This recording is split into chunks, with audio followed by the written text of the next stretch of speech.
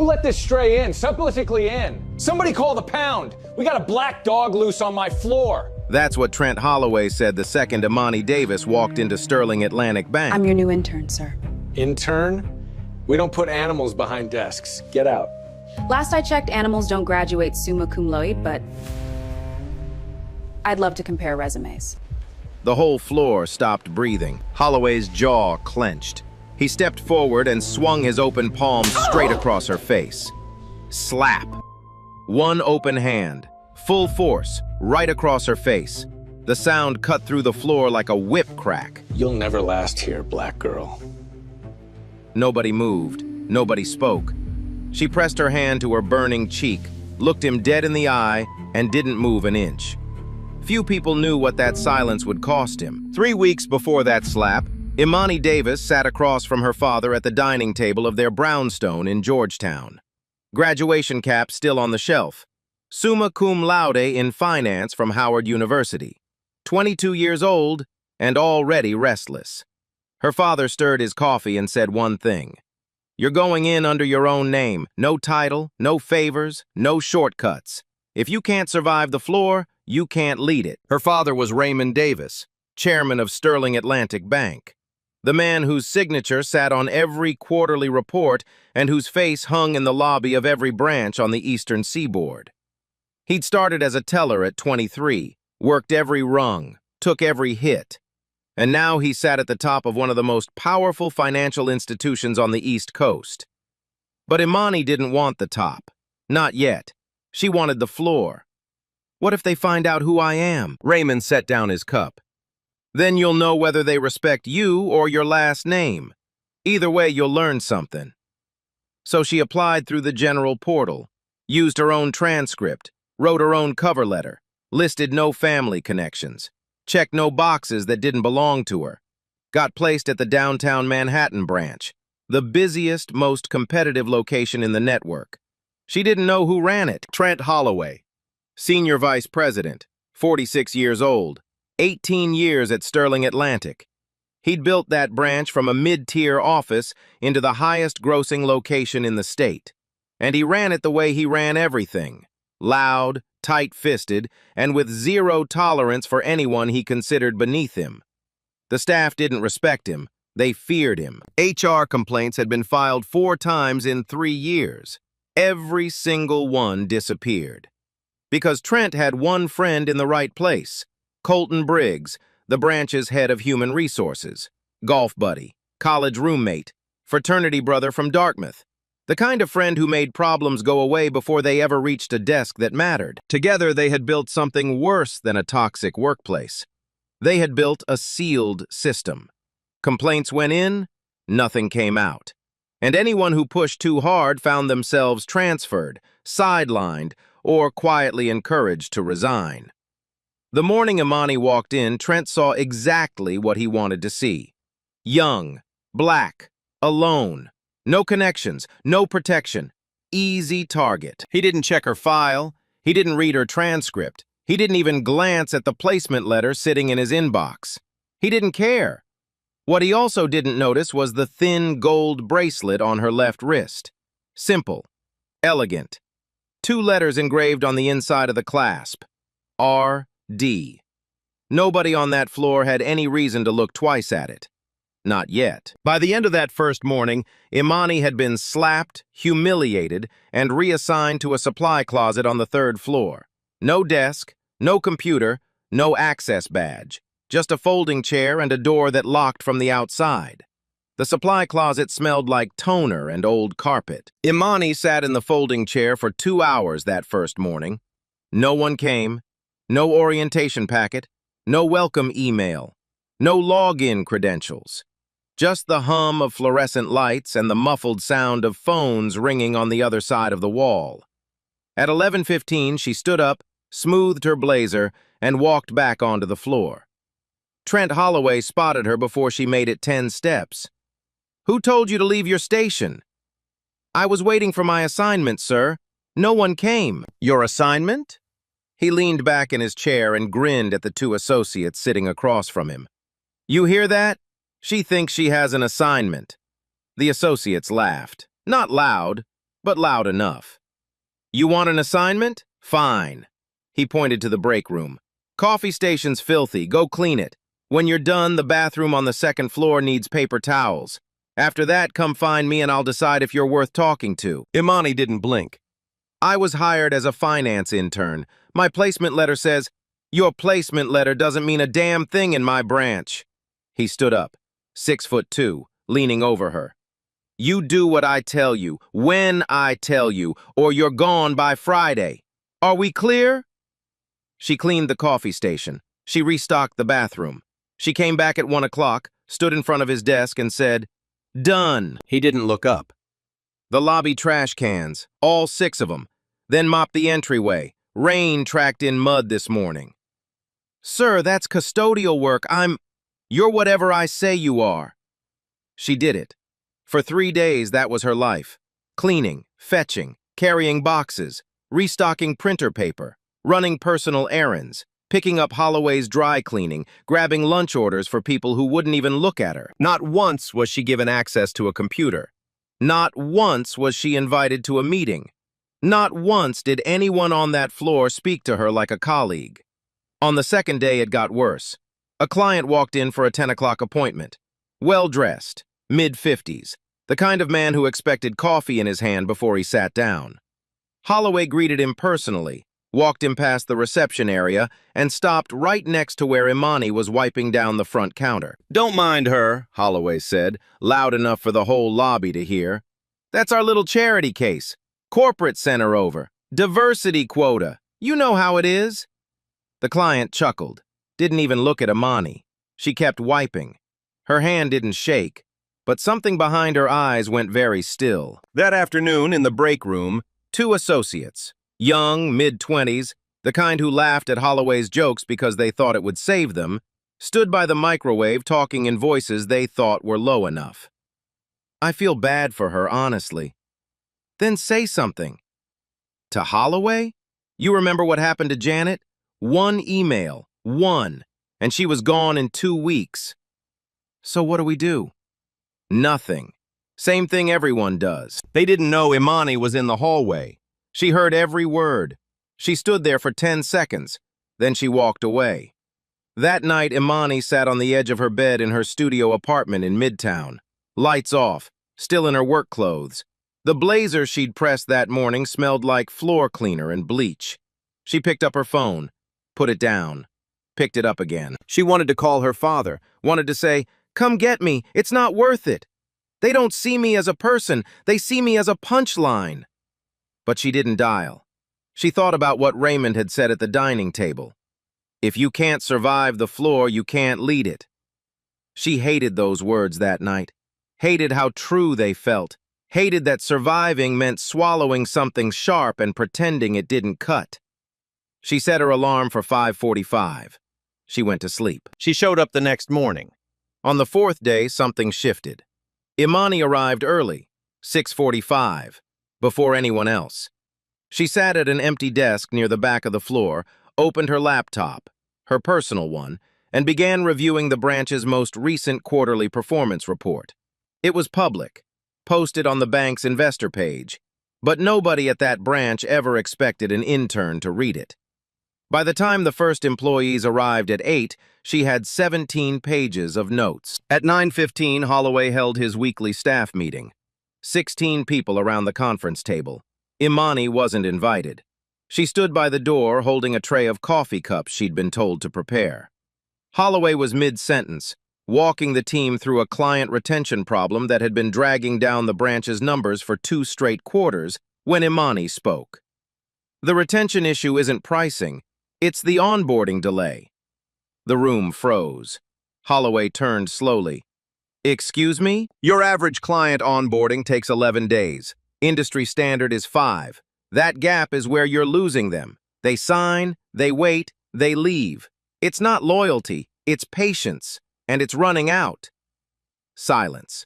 One of the junior analysts, a young guy named Derek Whitfield, glanced at his own spreadsheet, then back at Imani. His eyes widened. He'd been staring at the same data for weeks. He'd seen the gap. He'd even drafted a memo about it, but he'd never sent it. Because the last time someone corrected Holloway in a meeting, they spent the next 3 months handling filing work in the basement until they quit. Derek looked at Imani and thought one thing. She's either the bravest person I've ever seen or she has no idea what she just did. She was right, and he knew it. And that made the silence in the room 10 times heavier. Holloway's neck flushed red. He set his pen down carefully, slowly, the way a man does when he's choosing between words and something worse. "Did I ask you?" "No, sir." "Then shut your mouth and put the coffee down." She put the coffee down. But the room had already changed. You could feel it. The air was different. Something had cracked. Not in Imani, but in the story they'd all been telling themselves. That she was nothing. That she was just a body filling a quota. That Holloway's treatment of her was rough, maybe, but not wrong. Now they weren't so sure. And Holloway could feel it too. Gloria Nash sat 2 seats from Holloway. She hadn't said a word during the meeting, but after Imani left the room, she pulled up the onboarding data on her own screen. 11.3 days. Imani hadn't just been right, she'd been precise. Gloria closed the spreadsheet and stared at her own reflection in the dark monitor for a long time.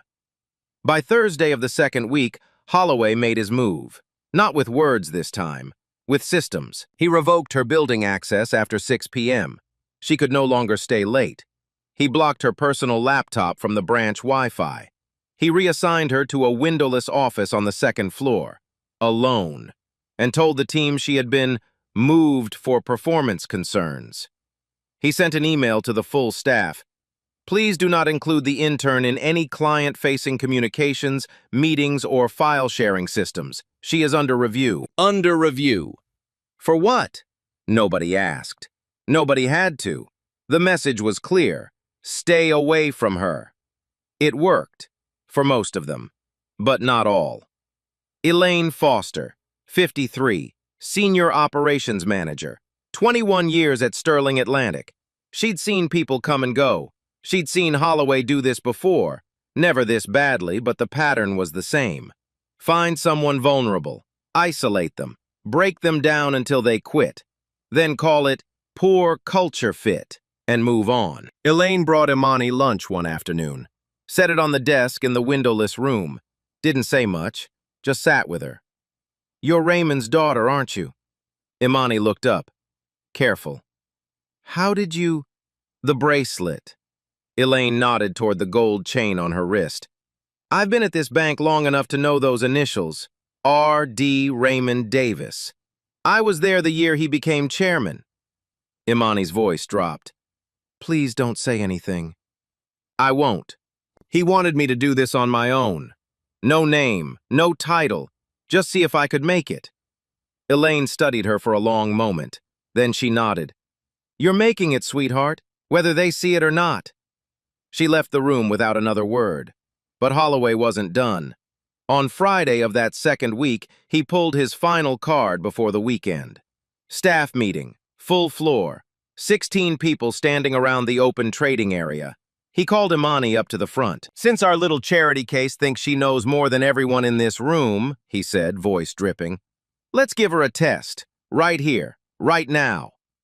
He pulled up a client portfolio on the wall screen, disguised the name, changed a few numbers, then turned to her. "Tell me what's wrong with this portfolio. You've got 30 seconds. The room was dead silent. Imani stared at the screen. 10 seconds passed. 20. She opened her mouth. "The risk allocation is off. You've got 62% in high volatility equities for a client profile that screams conservative. Either the advisor ignored the intake form or the form was never done. Also, the fee structure shows a double charge on Q3 management fees. That's either an error or a compliance issue." Holloway blinked. Derek Whitfield looked down at his hands. He wanted to clap. He didn't. One of the senior associates, Gloria Nash, let out a breath she'd clearly been holding. She looked at Imani the way you look at someone you've been underestimating and just realized it. Holloway recovered fast. He always did. "Lucky guess." He turned off the screen. "Now go restock the printer on 4. We're out of paper." She walked out of the room without a word.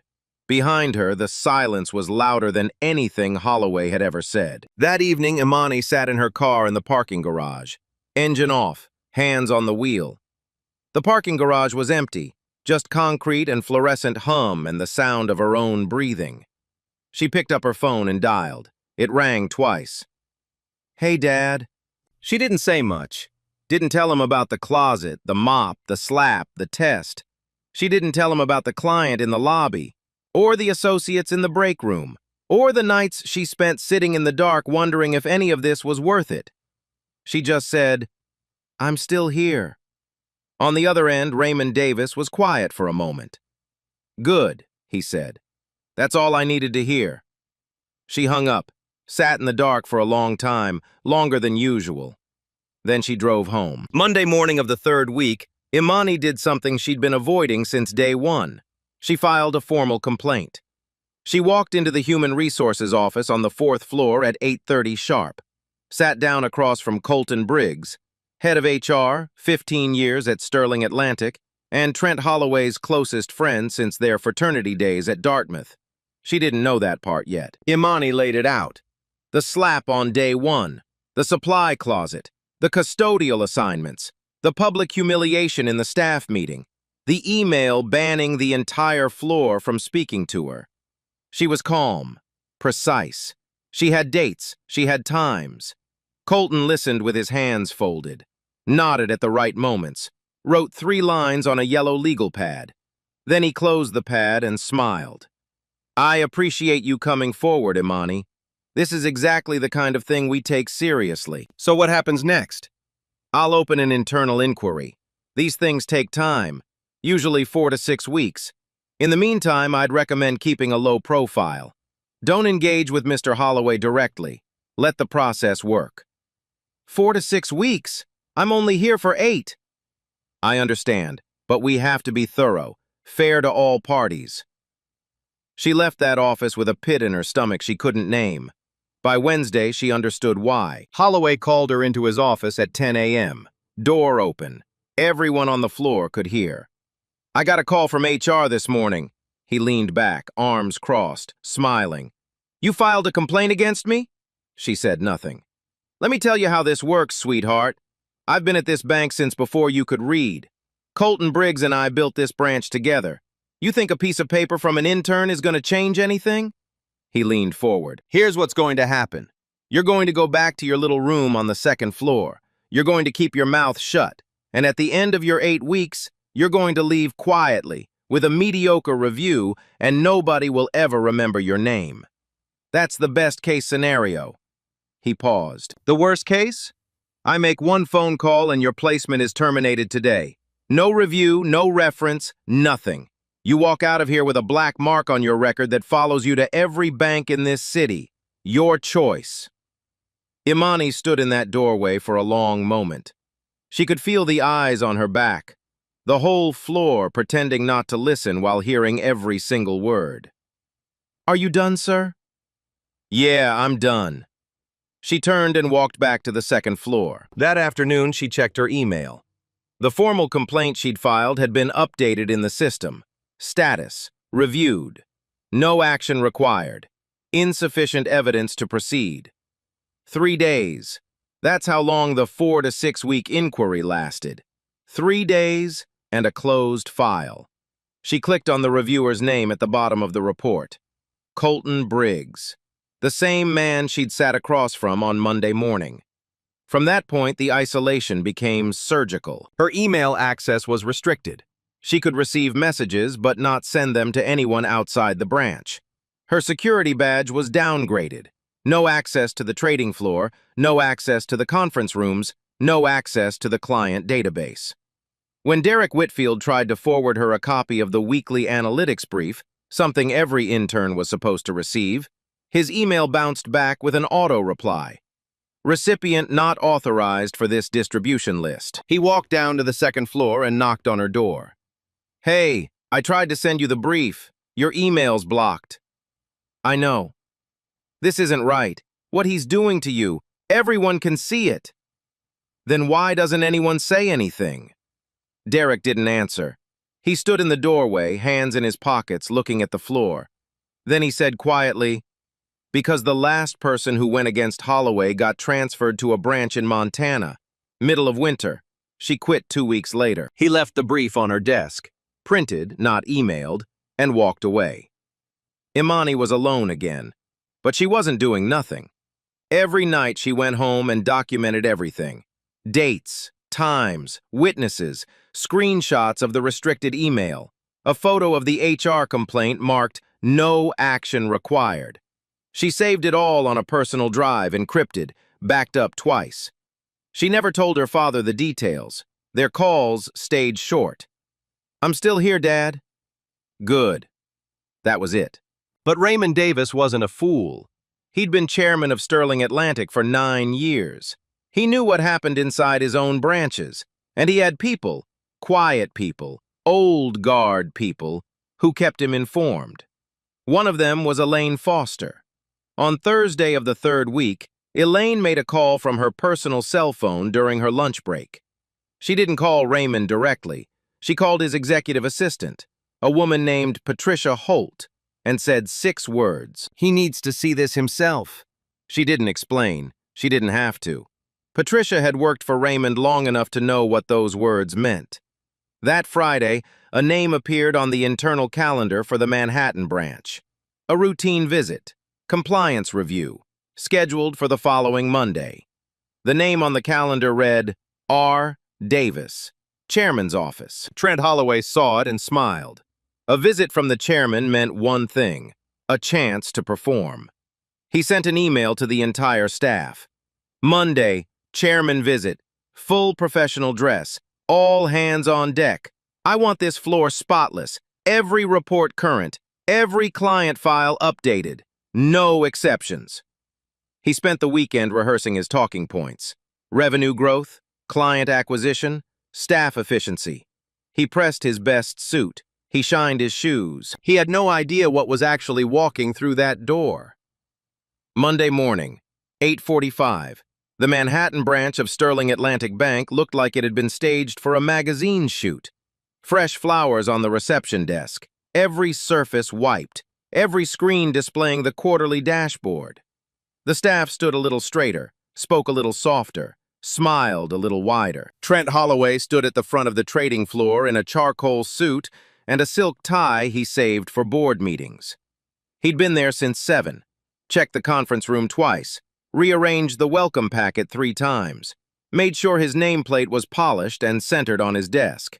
He was ready. At exactly 9 o'clock, the elevator doors opened. Raymond Davis stepped out first. Tall, silver-haired, navy suit, no briefcase, no entourage, just 2 people behind him. Patricia Holt, his executive assistant, carrying a single leather folder, and a woman in a dark blazer with a lanyard that read Internal Compliance Division. Holloway crossed the floor in 4 steps, hand out, smile locked. "Mr. Davis, it's an honor, sir. We've been looking forward to this. The team has prepared a full presentation on our Q3. That won't be necessary. Raymond's voice was calm, low, the kind of voice that didn't need volume to command a room. "This isn't a performance review, Trent." Holloway's smile faded a 1/4 inch. "Of course, whatever you need, sir. My office is... We'll use the conference room. I'd like the full staff present, everyone, including interns." The word landed like a stone dropped in still water. Holloway blinked. "Interns? Sir, we only have one at the moment, and she's on a different floor. I can have someone..." "I know where she is." Raymond was already walking toward the conference room. "Have her brought up, now." Holloway's mouth opened, then closed. He turned to the nearest associate and snapped, "Go get the intern, 2nd floor." While they waited, Raymond stood at the head of the conference table. 41 employees filed in, standing along the walls, crowding the doorway. Holloway took his usual seat at the right side of the table, closest to the head, the power seat. Raymond didn't sit. He looked at Holloway and asked, casually, the way you'd ask about the weather, "Tell me about your intern program, Trent. How's it going this cycle?" Holloway straightened his tie. This was comfortable territory. "Excellent, sir. We run a tight ship here. Every intern gets hands-on experience, direct mentorship, Full integration into branch operations. Full integration. That's good to hear. Raymond nodded slowly. And the current intern, how's she performing? Honestly? Holloway leaned back, confident.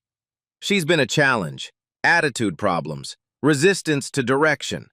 I've had to move her off the main floor for performance concerns. I've been documenting everything. Documenting everything. Raymond repeated the words like he was tasting them. So you'd say you've been fair with her? More than fair, sir. I've given her every opportunity. Some people just aren't cut out for this environment. A few employees shifted their weight against the walls. Derek Whitfield stared at the table. Gloria Nash's jaw tightened. Raymond let the silence sit for 3 full seconds. Then he said, I appreciate your honesty, Trent. The door opened. Imani walked in. She was wearing the same blazer she wore every day. Same flats. Same gold bracelet on her left wrist. Her cheek had healed weeks ago, but the memory hadn't. You could see it in the way she held herself. Shoulders back, chin level but careful. Like someone who had learned to take up as little space as possible. She saw her father standing at the head of the table. He saw her. Neither of them said a word. Not yet. Raymond gestured to an open seat. She sat.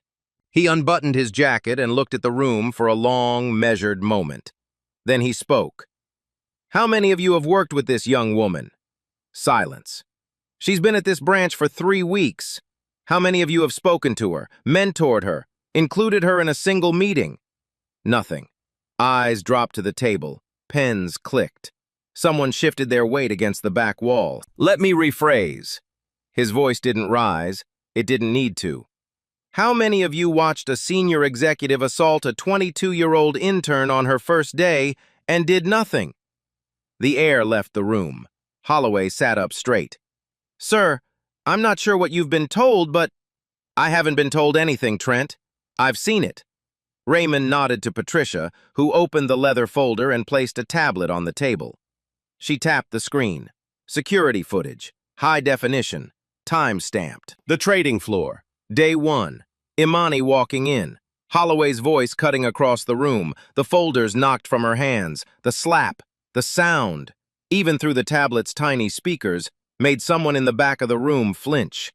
Holloway stared at the screen, his face drained of color, not because he didn't remember, but because he'd never imagined anyone would care enough to look. Raymond let the footage play to the end.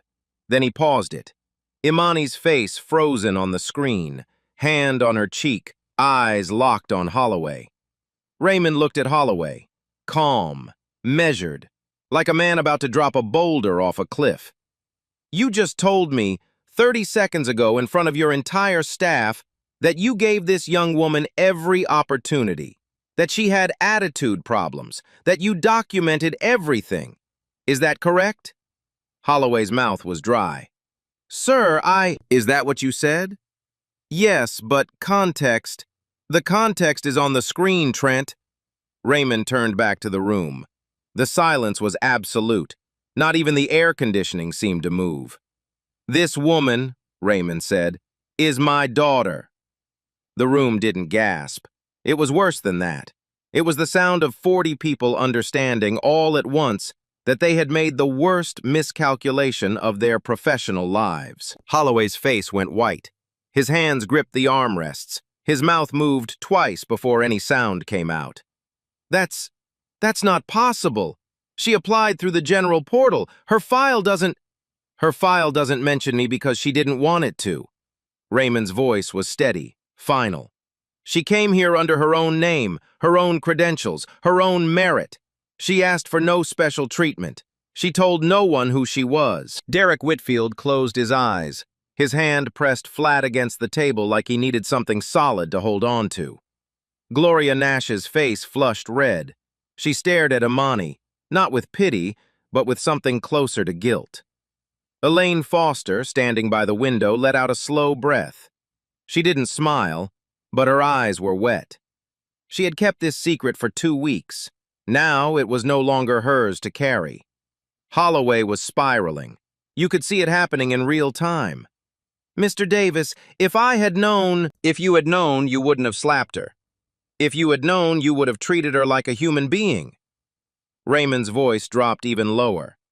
That's the problem, Trent. Not that you didn't know, that it mattered. Holloway had nothing. No charm, no angle, no 18-year track record that could absorb what was happening. Raymond continued. She wanted to earn her place, the same way I earned mine 30 years ago when I started as a teller in a branch half this size. He stood up. What she got instead was a slap across the face. She was locked in a supply closet. She was forced to mop floors and clean bathrooms. She was banned from meetings, stripped of system access, and publicly humiliated in front of the people who should have been her colleagues. His eyes moved to Colton Briggs, who sat 3 seats down with his legal pad in front of him.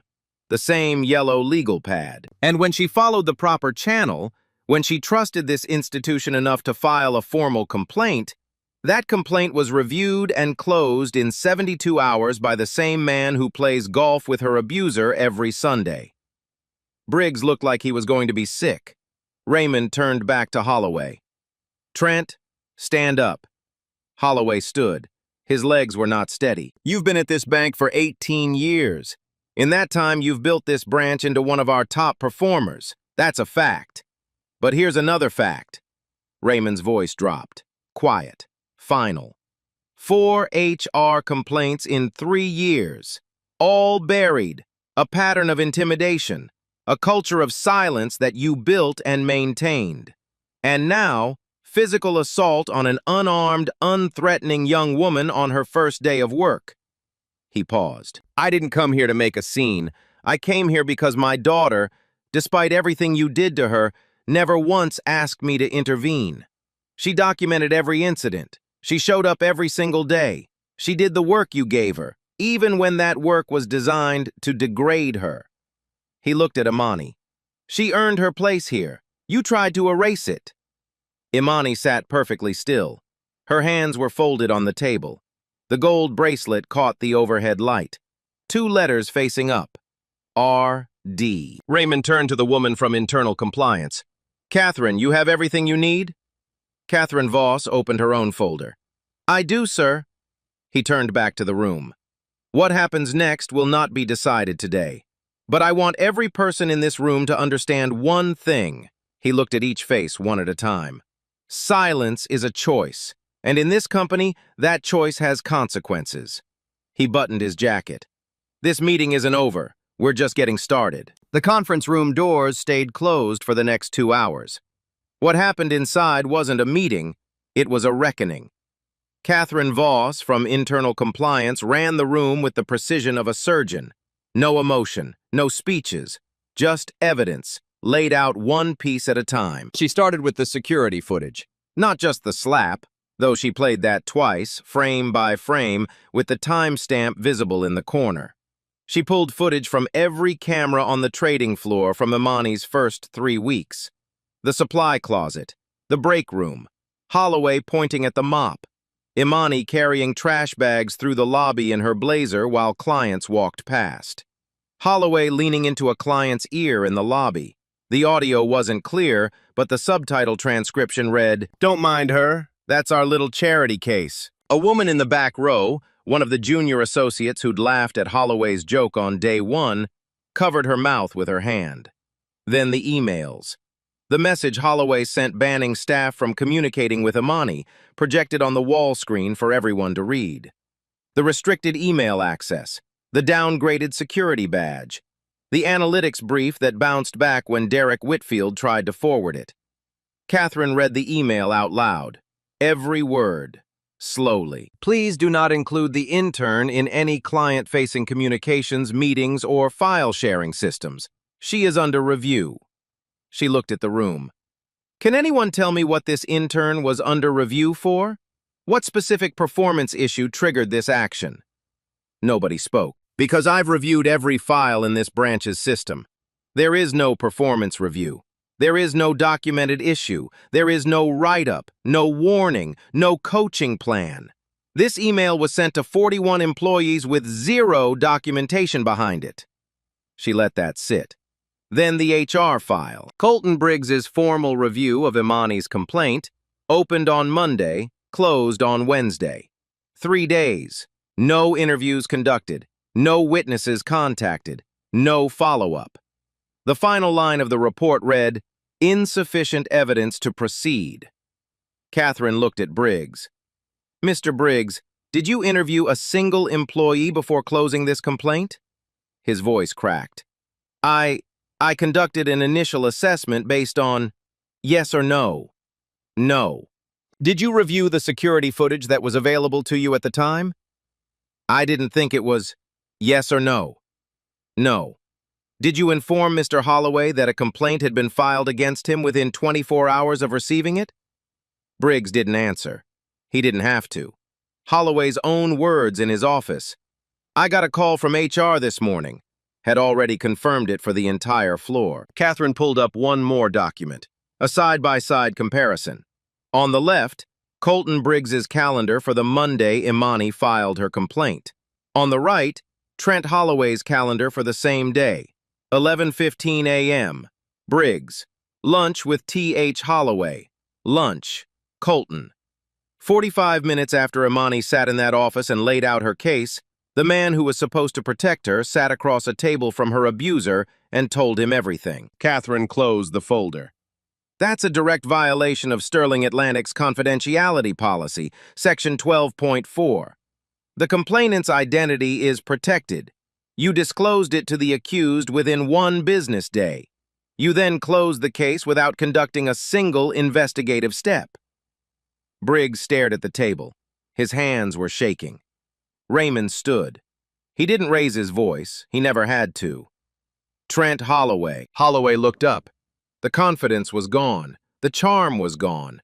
What was left was a man in an expensive suit who suddenly looked 10 years older than he had that morning. Effective immediately, you are terminated from Sterling Atlantic Bank. Your access to all systems, facilities, and client accounts is revoked as of this moment. Security will escort you to collect your personal belongings. You have 30 minutes. Holloway's jaw tightened. You can't. I built this branch. 18 years. I made this location what it is. You also struck a 22-year-old woman across the face in front of 40 witnesses. You created a hostile work environment. You weaponized internal systems to isolate and degrade an employee. And you obstructed a formal HR process through personal connections. Raymond paused. 18 years of results don't erase 18 seconds of assault. Holloway opened his mouth, closed it, opened it again. This is because she's your daughter. The room held its breath. Raymond's expression didn't change. If she weren't my daughter, would that slap have been acceptable? Would locking an intern in a supply closet have been leadership? Would blocking her email and banning her from meetings have been good management? Holloway said nothing. The fact that she's my daughter is the reason I found out. But the reason you're being terminated is your conduct, period. And this matter has been referred to Sterling Atlantic's legal counsel for further review. He turned to Briggs. Colton Briggs, you are removed from your position as head of human resources effective immediately. You will be reassigned to a non-supervisory administrative role pending a full review of every HR case you've handled in the last 36 months. If that review finds a pattern consistent with what we've seen today, your employment will be terminated as well. Briggs nodded. He didn't argue. He didn't look up. The yellow legal pad sat in front of him. 3 lines. That's all he'd written when Imani poured out 3 weeks of abuse. 3 lines. Raymond addressed the room one final time. I want to be clear about something. What happened in this branch is not just about one man. It's about a system that allowed it. 40 people watched an intern get slapped on her first day. Nobody filed a report. Nobody called the ethics hotline. Nobody stepped forward, with one exception. He looked at Elaine Foster. Elaine, thank you. Elaine pressed her lips together and nodded. Her eyes were glassy but steady. Starting this week, Sterling Atlantic will implement a mandatory bystander intervention protocol across all branches. An independent ombudsman will be appointed to handle all future HR complaints, separate from branch management, reporting directly to the board. And every employee in this company will complete a recertified ethics and conduct training within 90 days. He paused. let it land. But policy alone doesn't fix culture. People fix culture. Every person in this room has a choice going forward. What you do with it will define this branch far more than any revenue number on a spreadsheet. Derek Whitfield sat in the third row. His eyes were red. He thought about the printed brief he'd left on Imani's desk. Too little, too late. He thought about the memo he'd drafted about the onboarding delay and never sent. He thought about every morning he'd walked past the second floor and kept walking. Gloria Nash stared at the table. She thought about the moment Imani dissected that portfolio in 30 seconds. She'd known right then. Known that this woman was something. And she'd sat there, said nothing, done nothing. Let Holloway send her to restock a printer. The room was still. He turned to Holloway one last time. The man was still standing, hands at his sides, eyes red. "Trent, one more thing." Holloway looked at him. "The legal team will be in contact regarding potential civil liability, but I've asked them to include a provision." Raymond's voice softened, not with weakness, but with something heavier. "If you voluntarily complete a behavioral rehabilitation program, 12 months, certified, no shortcuts, and demonstrate a documented commitment to change, Sterling Atlantic will not pursue the maximum penalties available." Holloway blinked. He hadn't expected that. "That's not forgiveness," Raymond said. "That's an opportunity. What you do with it is up to you." He buttoned his jacket. "Security is outside, 30 minutes. Holloway turned and walked toward the door. He passed Imani's chair on the way out. For 1 second, just one, their eyes met. She didn't look away. She didn't gloat. She didn't flinch. She just watched him go. The door closed behind him. The room exhaled. But Imani didn't exhale. Not yet. She sat in that chair with her hands still folded, bracelet still catching the light, and felt something she hadn't allowed herself to feel in 3 weeks. It wasn't victory. It wasn't revenge. It was relief. The kind that doesn't come with noise. The kind that just sits in your chest, quiet and heavy and warm, and says, "It's over. You made it. You can breathe now." She breathed. The trading floor was quiet for the rest of that Monday. Not the tense, afraid kind of quiet from before. A different kind. The kind that comes after something breaks open and everyone is still figuring out what to do with the pieces. Trent Holloway was escorted out of the building at 11:42 a.m. He carried one cardboard box. His nameplate was not in it. Security walked him to the parking garage. He didn't look back. By noon, the emails had already started circulating across the company. Not the official ones. Those came later. The unofficial ones. The whispered Slack messages. The group texts. The "Did you hear what happened at Manhattan branch?" threads that spread through Sterling Atlantic like wildfire. By 3 o'clock, every branch in the network knew. Colton Briggs cleared his desk by end of day. He was reassigned to a compliance documentation role in the New Jersey office.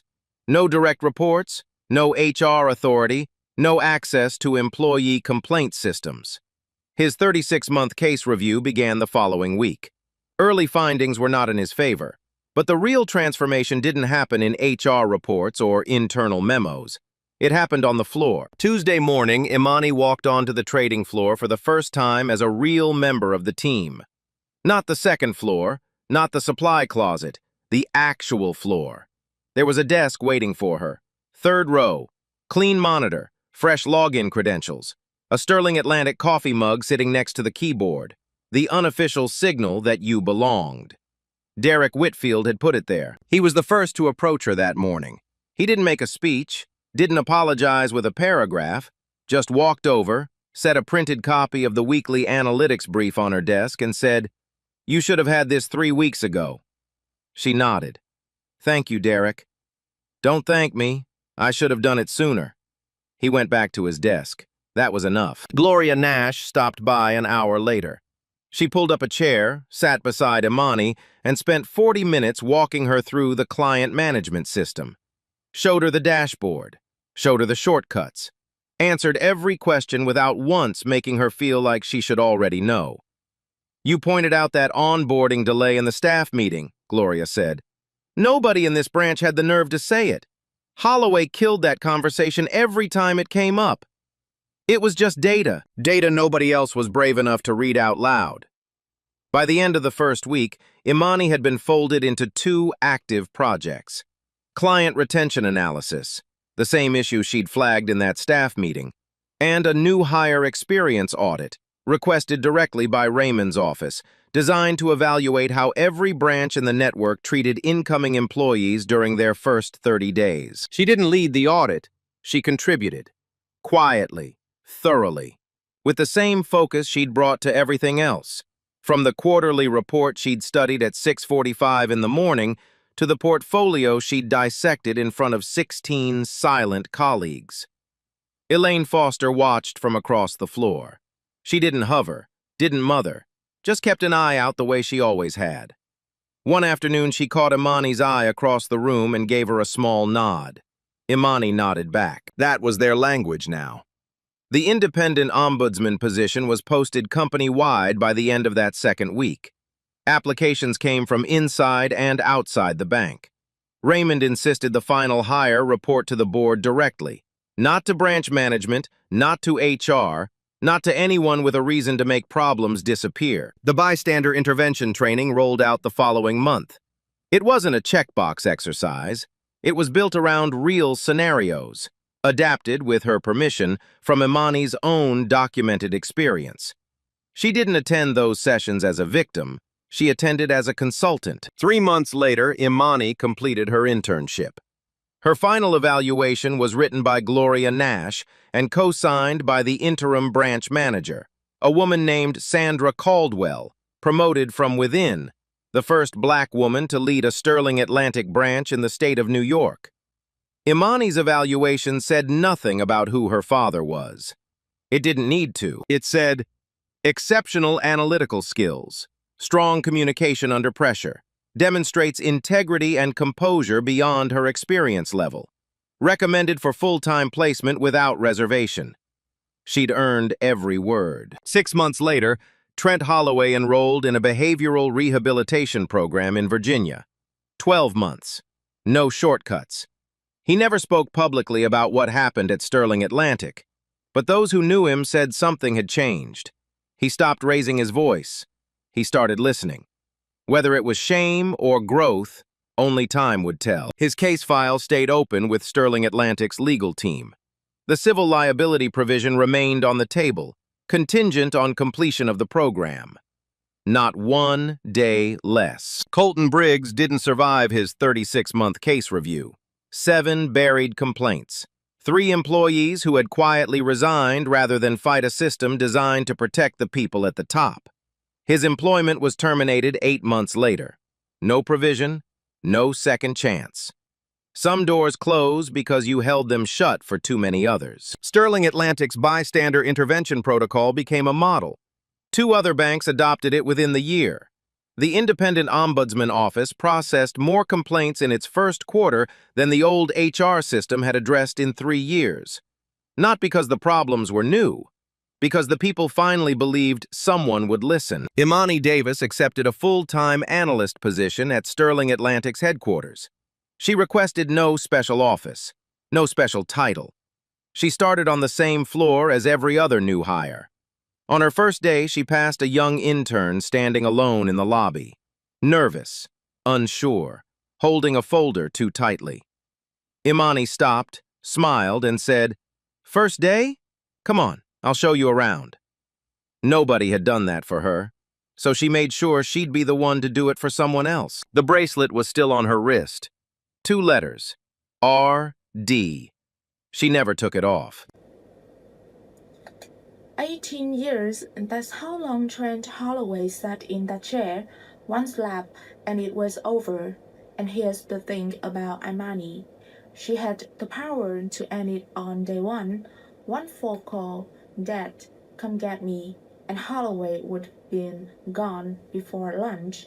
She never made that call. For 3 weeks, she sat in a supply closet. She mopped floor in a blazer. She filed a complaint that got buried in 72 hours, and she still showed up in the morning. because Imani understood something most people spend a lifetime missing. Your name doesn't prove who you are. What you do when nobody knows your name, that does. And 40 people watched that lab and chose silence. Holloway didn't last 18 years alone. That silence kept him in that chair. So the question isn't what would you do if you were Amani.